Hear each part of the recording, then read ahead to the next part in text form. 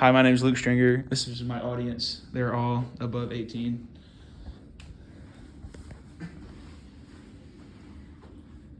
Thank you all for joining me for dinner tonight.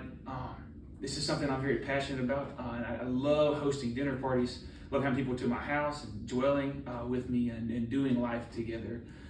And if you've ever read a book by J.R.R. Tolkien called The Fellowship of the Rings, you'll know that in the beginning of the book, the main hobbit, his name is Bilbo Baggins, he's the main hobbit from the previous story. He's grown old, and he's having this dinner party.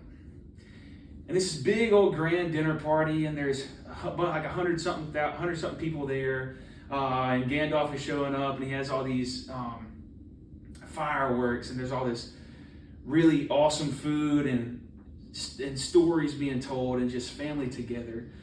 You'll know at the end of that, Bilbo stands up in his chair, and he gives this grand dinner conversation, this grand dinner, just thank you for being here. And then he puts on his ring and disappears, and it's this whole ordeal. And so I'm not going to do that, but I am going to give you this commemoration of goodness.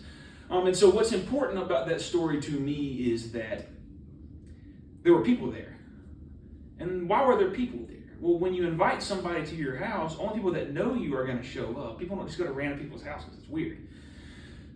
People were there. And so that tells me something about Bilbo, that if you had read, and you would know that he cared about people. He included people into his life. He came back from this great adventure with this new, he was just a hermit, but he came back with this newfound appreciation of people.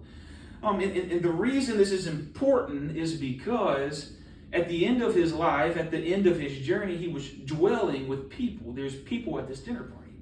And so how they all get there is they're part of a community. Bilbo, he opened up to people. And so in order to live as a community, we ourselves must open up to each other. We must open up and appreciate and learn to love each other. And we can do this in two ways. By opening up to others, we have others that can pour into us. By opening up to others, that it helps us pour into others. And when you combine these, it creates this sense of community that Bilbo had achieved, he had found. And so the decision to allow others into your life is this great and grand decision because it enables them to pour into you. And so the beauty of life is that we don't have to do it alone. In fact, what we'll get to in a little bit is that we aren't designed to do it alone. There is this sense of camaraderie, there's a sense of community that helps us through things, helps us through hard times and hard decisions and being with others. And so oftentimes we try to do it alone. And this alone time is good for a season, but it ends up being very bad for you. And it's a root of things like depression and anxiety and worry and fear. You think about FOMO is the fear of missing out. And so when you have people pouring into you, it jostles you back to life. It revives you. It takes these bad feelings and applies substance to them. It allows you to understand things about others, that life isn't as hard as it seems because we are with other people. And so similarly, when we pour into others, when we allow others into our life, it allows others to pour into us. It allows us to pour into others, allows us to pour into us. And you find this something that's called a cause and effect thing.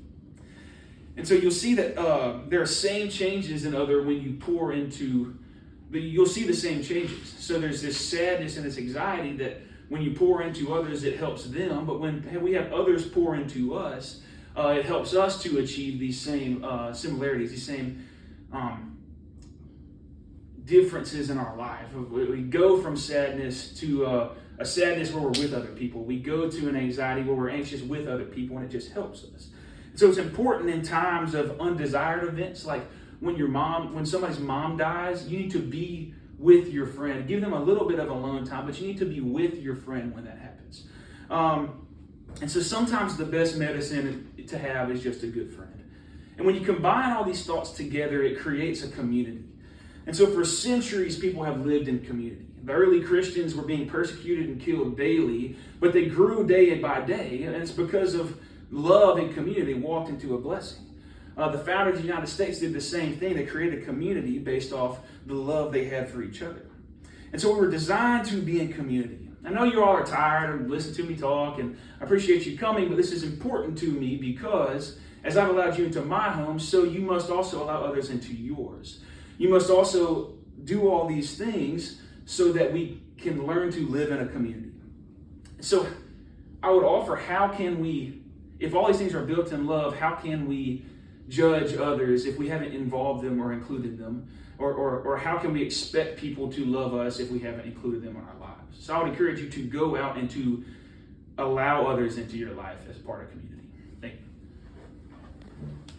That was really good. That was really good. These are the same 5 people, and they're active and listening.